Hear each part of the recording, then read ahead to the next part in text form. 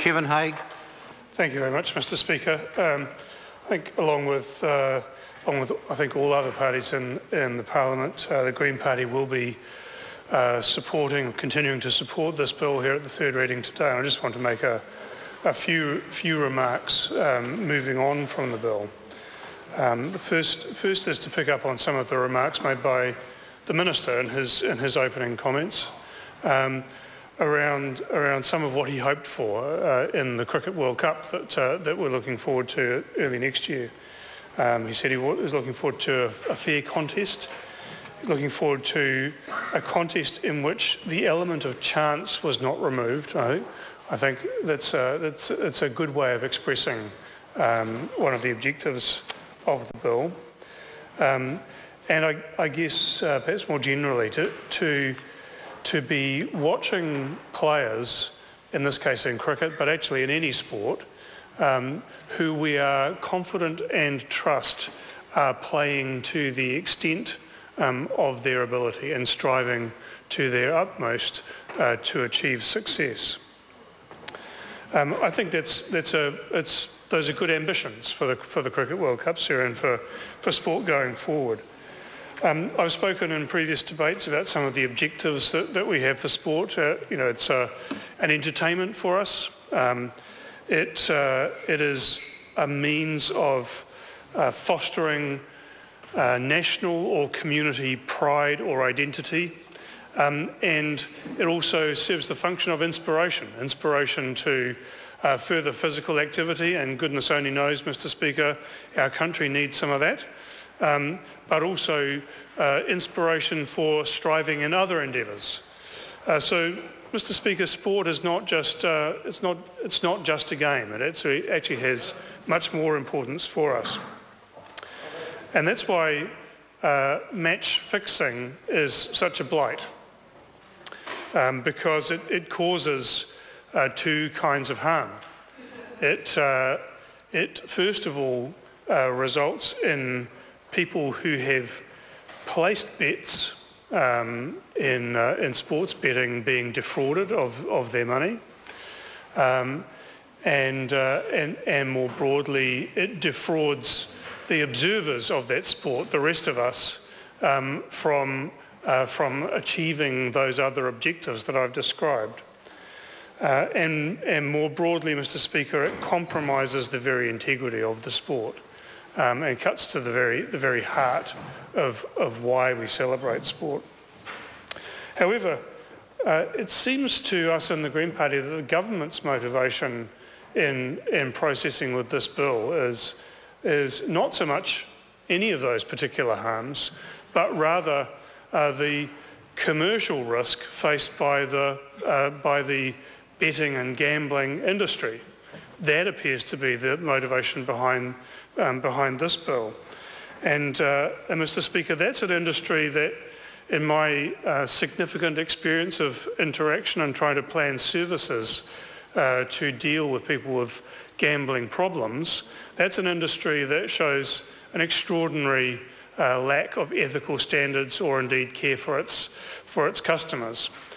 Indeed, Mr. Speaker, just today, research was released from the Department of Internal Affairs using mystery shoppers, saying that in a range of casinos and providers of pokie machine venues, that the mandatory statutory measures that are supposed to protect consumers of those gambling services from harm, in almost none of those providers were those statutory obligations actually met.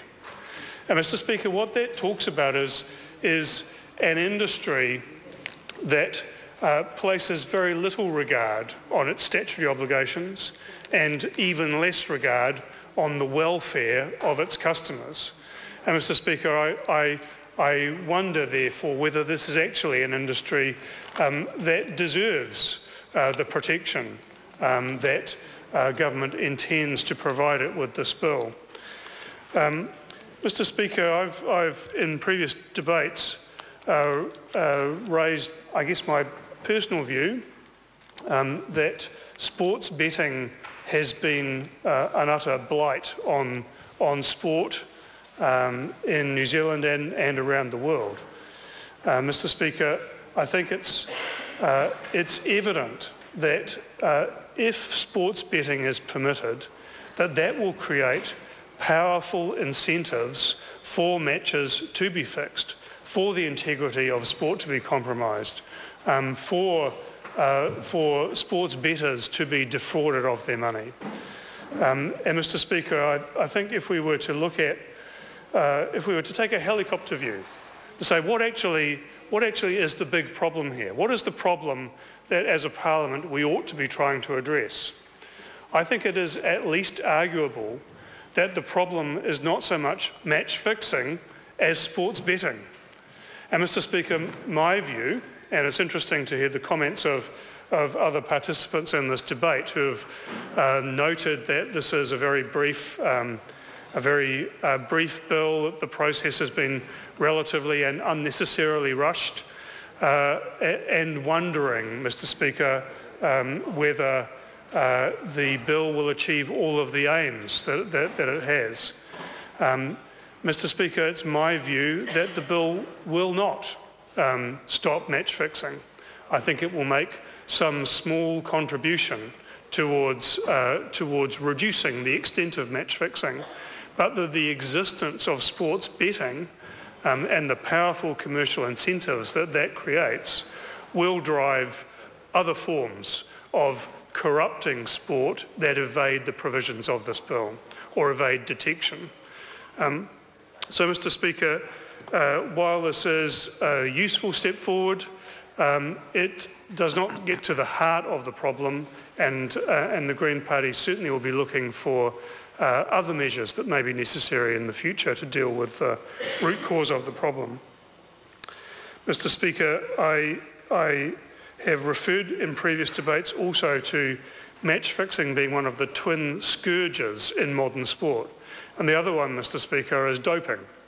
It's another way in which the integrity of the contest in sport is corrupted and compromised, because effectively what we are seeing is not a fair contest between the different competitors or participants in the sporting contest.